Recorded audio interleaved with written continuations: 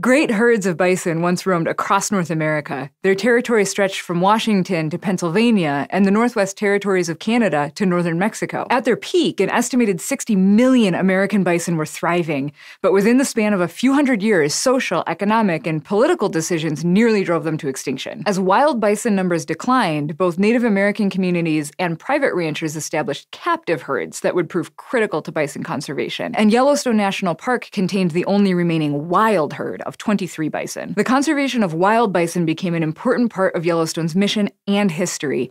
Today, several thousand healthy animals live in the park, bringing this species back from the brink of a complex relationship with what's now our national mammal. And the future of the American bison is still very much in our hands. My name is Carolyn, and I'm a naturalist with the Yellowstone Forever Institute. And today, we're going to talk about Yellowstone's role in bison conservation.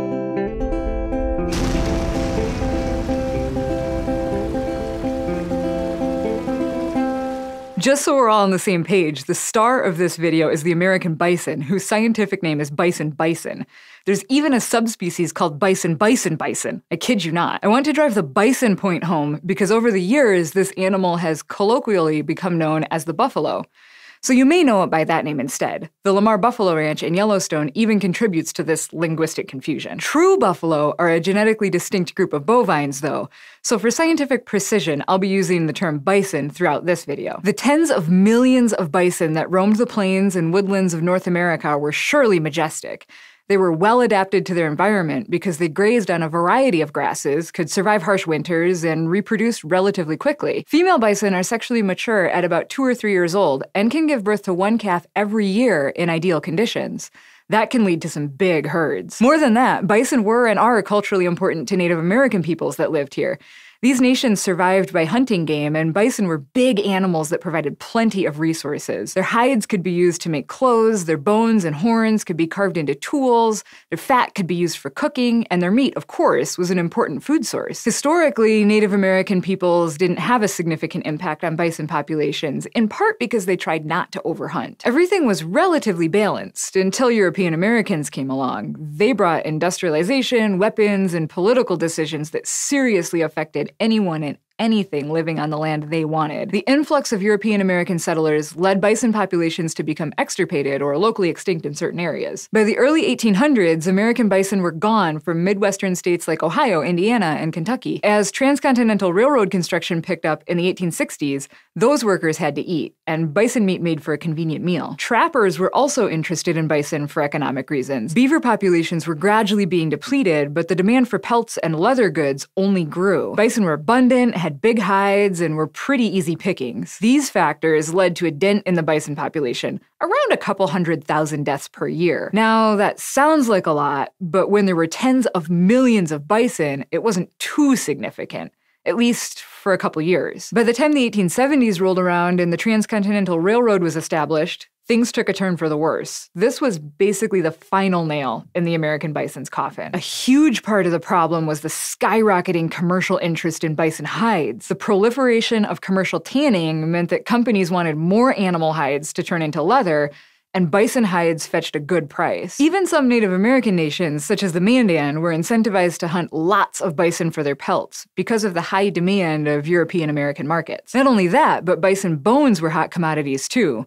When they were ground up, they could be used as bone meal fertilizer, a source of phosphorus, which plants need to grow. Or they could be turned into bone char, which was used as part of a filtration process to refine sugar. In many cases, bison bones littered the landscape, and poorer European American settlers or Native American peoples collected them in a practice called bone picking. Another huge factor in the American bison's downfall was a combination of political and military interests. Even though it was never official policy, the U.S. government encouraged bison hunting because it depleted a crucial resource that many Native American nations needed to survive. That meant more control over those nations.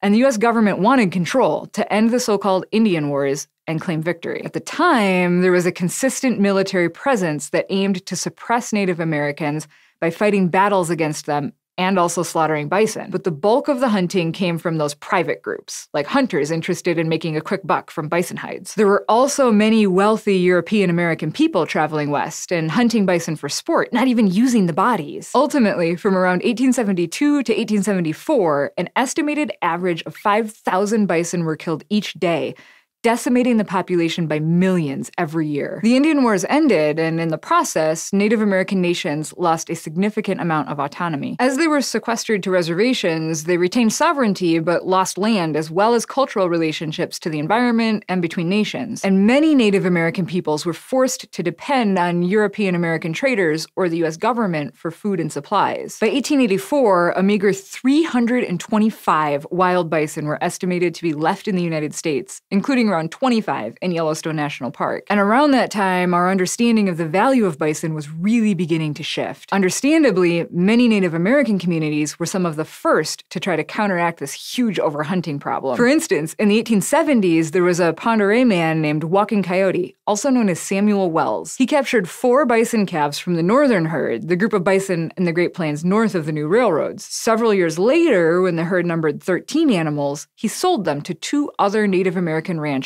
named Charles Allard and Michelle Pablo. The Pablo Allard bison herd grew to become one of the biggest private herds in the United States. By 1896, it contained around 300 bison, and some of them were used to supplement the federal Yellowstone herd, but more on that in a bit. Unlike many privately owned herds, the Pablo Allard bison didn't breed with cattle and produce hybrid offspring.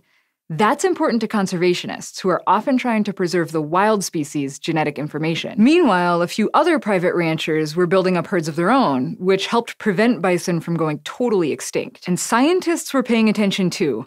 In 1889, a zoologist named William Hornaday published a text called The Extermination of the American Bison. That helped create public awareness and support for conservation, including from the federal government. Also of note, the Lacey Act of 1894 outlawed animal hunting in Yellowstone National Park, largely because of the actions of an infamous poacher. So that made Yellowstone the perfect spot for the US government to support a federal herd. In 1902, Congress bought 21 bison from private owners for $15,000. 18 of which came from the Pablo Allard herd. These bison were held for a few years near Mammoth Hot Springs, then they were moved to the Lamar Valley in 1907, and the Lamar Buffalo Ranch was created. Raising these bison was a lot of work. Conservationists had to maintain a good environment full of tasty grasses in the Lamar Valley, plus they had to grow and cut hay to feed the bison during the winter. But during this time, the park also contained that wild herd of bison that was never extirpated. That group hit a low of around 23 animals, but they were alive and well. A few were even captured to help with breeding efforts to grow the federal herd. Gradually, all the captive bison were released and assimilated with the free-roaming animals.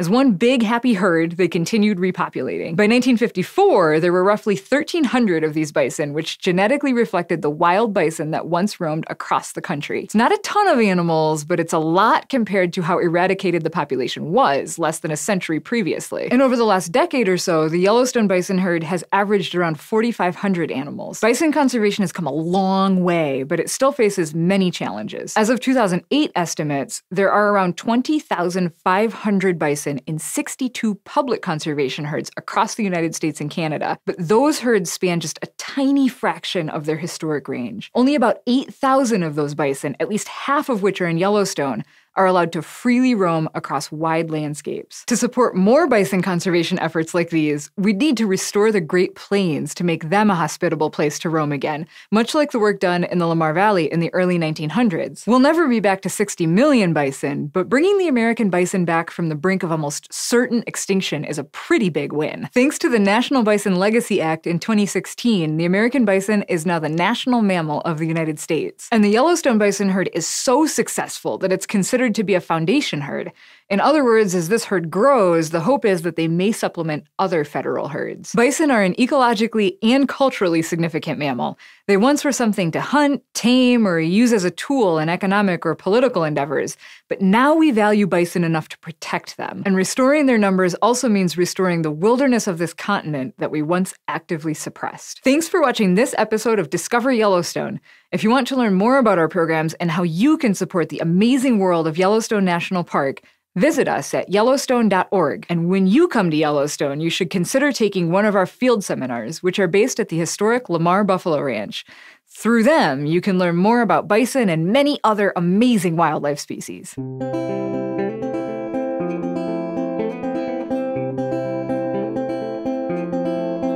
Like and subscribe.